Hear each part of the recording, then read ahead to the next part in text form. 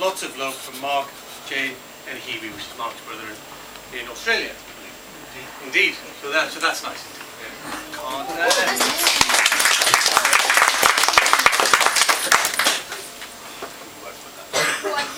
Right, here we go. Eyes down. I'd just like to begin by thanking Carl on behalf of the bridesmaid for his kind words. Kind words about Sir. I know. To err is human. I'm sure you'll all agree that Sue looks lovely today and has done a great job with the flowers in the church. So, round of applause for Sue.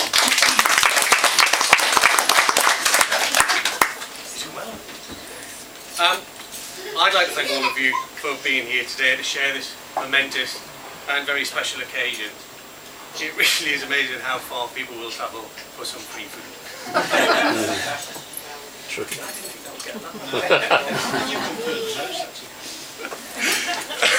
For good reason as well, for a big challenge.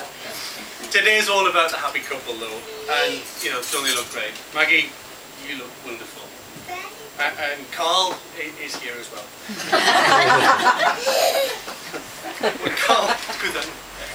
When Carl came to me and asked me to be his best man, it was a great honour, and I was very touched. But then he started to talk to me about all the things I had to do today. Chauffeur, photographer, ring giver outer, and I thought, you know, actually, you might be better off getting somebody else to do it. There's quite a lot of things to do. Then he offered me 20 quid. So, good afternoon, ladies and gentlemen. My name is Chris, and it's my pleasure to be Carl's best man today. Carl and I met back in 1994, I think, here in sunny Bradford. And he came to my shared house, and I, along with 3 girls who we were living with, actually interviewed him for the position of additional lodger. And I don't know what I was thinking, but you know, I actually gave him a grilling about his suitability to be a housemaid. Could you tell me what first attracted you to live in this damp, rat-infested hovel? Oh, it was a grim place, but Carl pitched in, made everybody laugh, just fitted straight into the house. You know, he joined us and we spent years sort of in and out of each other's pockets, which is a filthy habit, but it passed the time. Well, I'm married now, can't do that anymore. That's why we came here for a quick pint beforehand, just get it out of your system. We were both fresh-faced, struggling students. I was a very promising, dashing young lawyer, and Carl was on the path. Pardon? No, I can't. Spoil the setup of that toilet. Carl was on the path to becoming a Doctor of Archaeological Sciences, which you wouldn't think it would be.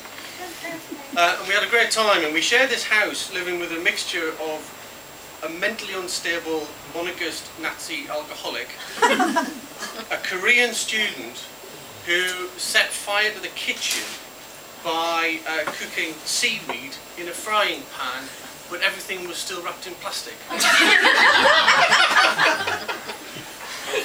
We lived with 3 constantly fighting women and 1 permanently stoned artist.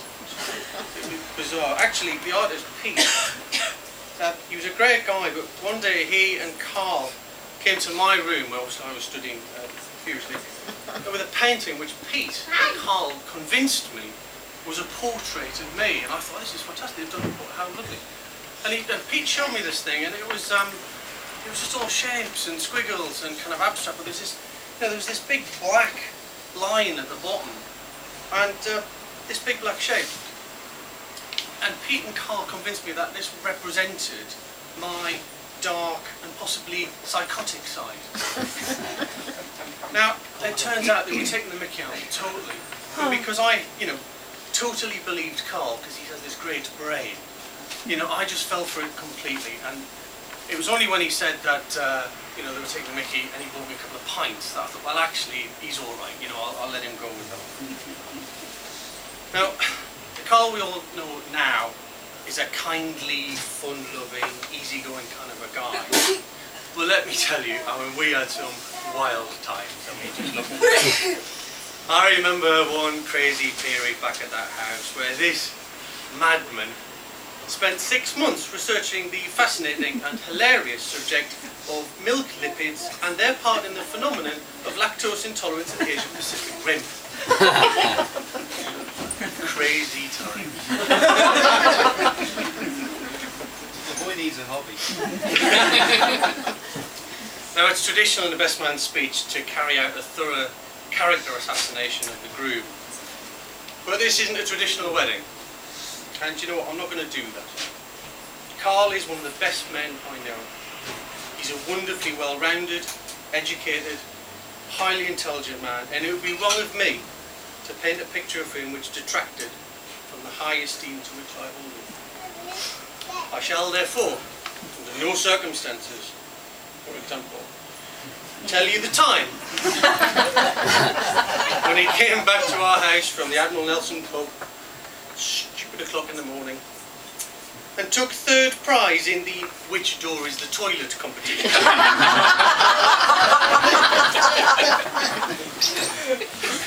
Sadly, his choices were: number 1, his bedroom door; number 2, the wardrobe door; number 3, the stair landing.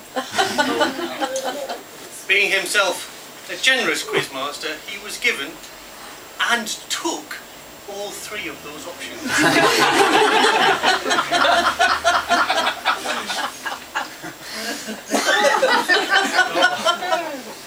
I left Bradford in 1997, and Carl was drawn to stay here to find his fame and fortune in his great and noble city.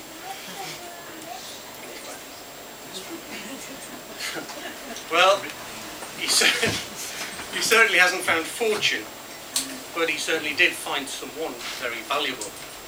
You like that? Carl moved to Thornton and began living in the old schoolhouse. For those of you who don't know, the building is 2 adjacent houses, and whilst Maggie lived in one, he lived in the other. Little did he know that his perfect girl next door was, well, next door. If only the schmuck had looked, you know, borrowed a cup of sugar, offered to go and fix the washing machine. We could have been doing this years ago. But eventually their eyes did meet over the back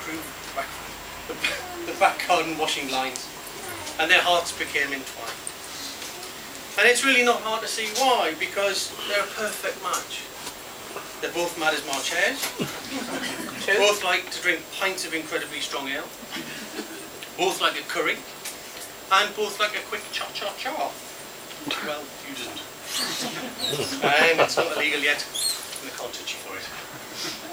But every time I see Carl and Maggie together, I'm touched by the sort of perfect element of their relationship. You know, it's great to see, but this did take time. It took a lot of hard work, and Carl had to change a few things to get his woman. He stopped smoking, cut down his perilously dangerous levels of drinking, kicked his 9-year heroin habit, quit his job as tenor saxophone player with an all-female touring jazz band, stopped worrying sheep.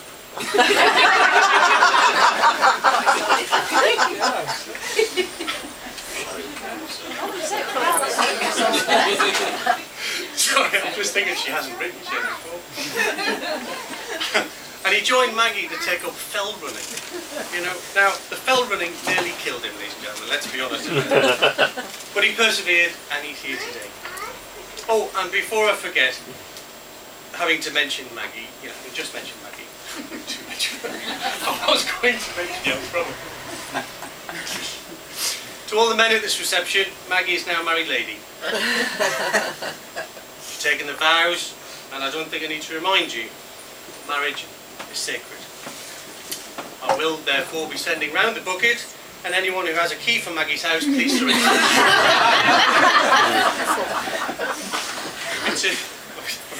It's an old joke, but it made me laugh. In fact, just me. Seriously, Maggie, what a wonderful, kind, generous, downright gorgeous woman you are. I've loved getting to know you over the years. I didn't think that sounded quite right when I first read it. You've always made me and Michelle feel really welcome, and your friendship is dear to me, as it is of that fella there. Carl, you're incredibly fortunate to have him.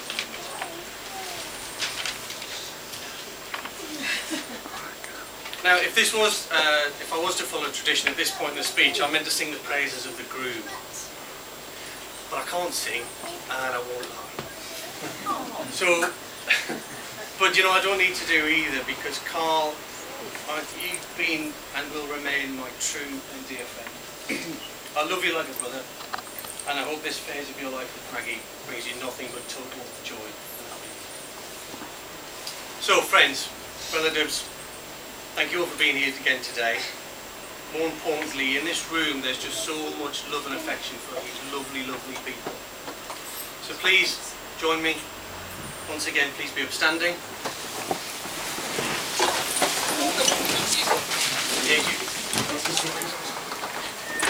Raise your glasses and help me toast them once again to Carl and Maggie. Carl and Maggie. Carl and Maggie. Big minute round of applause. Thank you.